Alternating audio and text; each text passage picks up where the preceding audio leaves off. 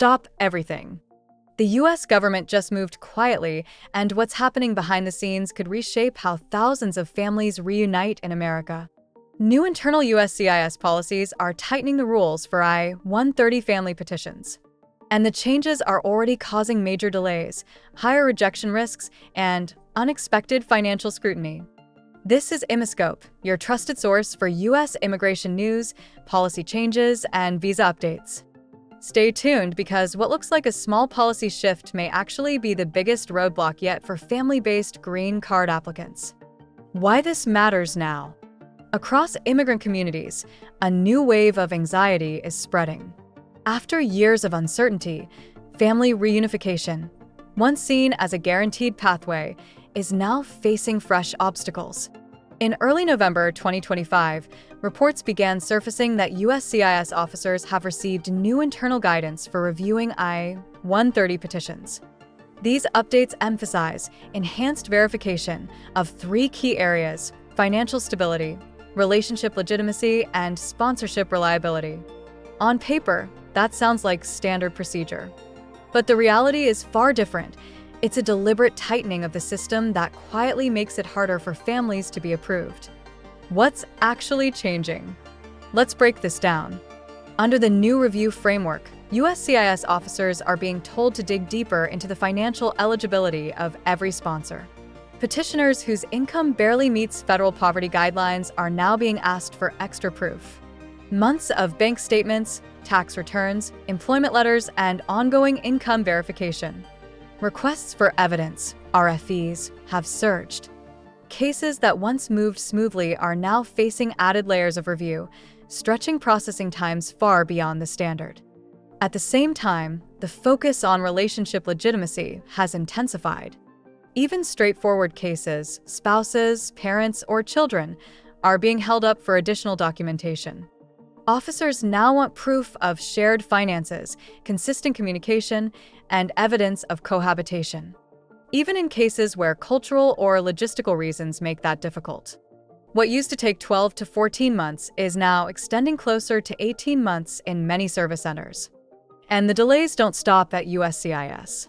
They're now spilling into the National Visa Center, where already qualified cases are waiting months longer for interview scheduling. The hidden catch. Here's where things take a sharp turn. These aren't new laws passed through Congress. They're internal procedural changes, meaning they don't require debate, public notice, or even formal announcement. That means these new standards took effect quietly and instantly. It's a policy of stealth. By raising evidence thresholds and extending timelines, the administration is effectively reducing the number of family visas processed without ever changing the law. Immigration lawyers across the country call it policy by delay, a bureaucratic way to slow approvals, discourage applications, and lower immigration numbers behind the scenes. The result? Thousands of families who filed their I-130 petitions in 2024 are still waiting in limbo, even with complete, error-free applications. The ripple effect reaches far beyond paperwork. U.S. consulates in India, Mexico, and the Philippines are now facing growing interview backlogs, leaving families separated for 18 to 24 months or longer. And for many, the emotional cost is devastating. What should be a bridge between loved ones is turning into a wall of red tape. Who's most affected? These changes are hitting certain groups the hardest. Families with lower or borderline income levels. Petitioners relying on joint sponsors. Couples in long-distance marriages. Parents petitioning from abroad. Financial sponsorship has become the toughest part of the entire process. Even co-sponsors with strong incomes are being asked for extra proof of intent and IRS transcripts. Immigration attorneys warn that potential sponsors are growing hesitant, afraid to help their relatives because the process has become unpredictable and time-consuming. Inside USCIS, morale is described as tense.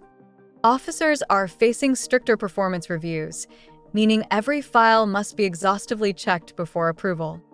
That's leading to slower decisions, higher audit rates, and more cases piling up nationwide.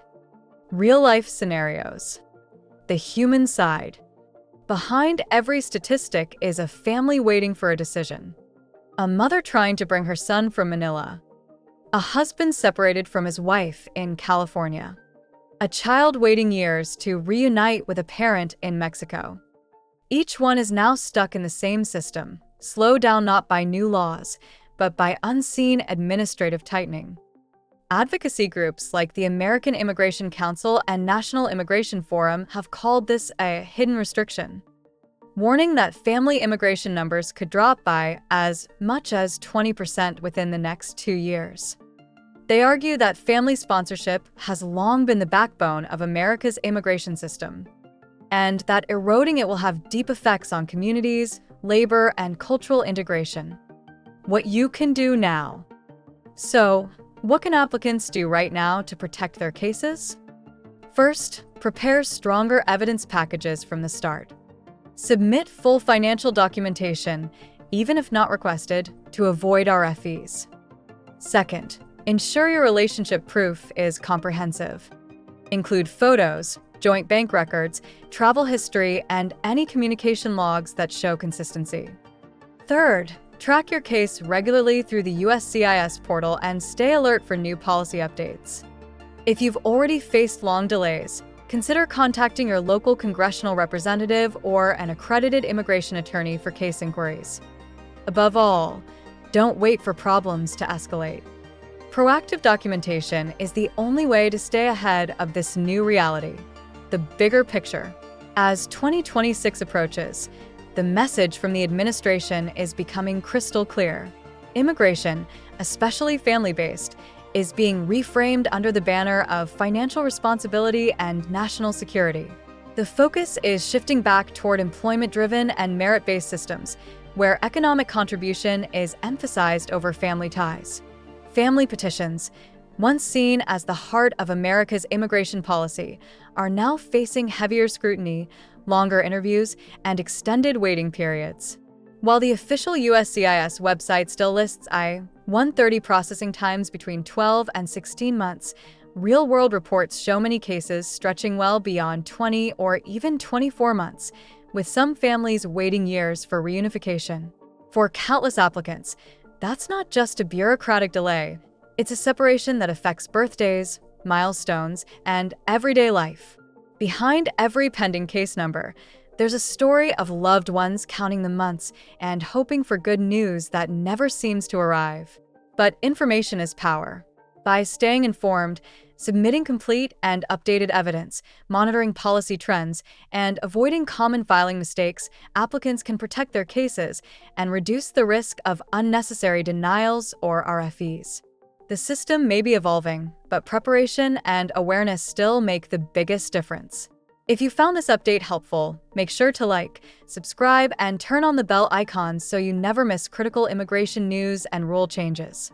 Thanks for watching Immiscope, your trusted source for U.S. immigration updates. And as always, stay informed, stay ready, and I'll see you in the next video.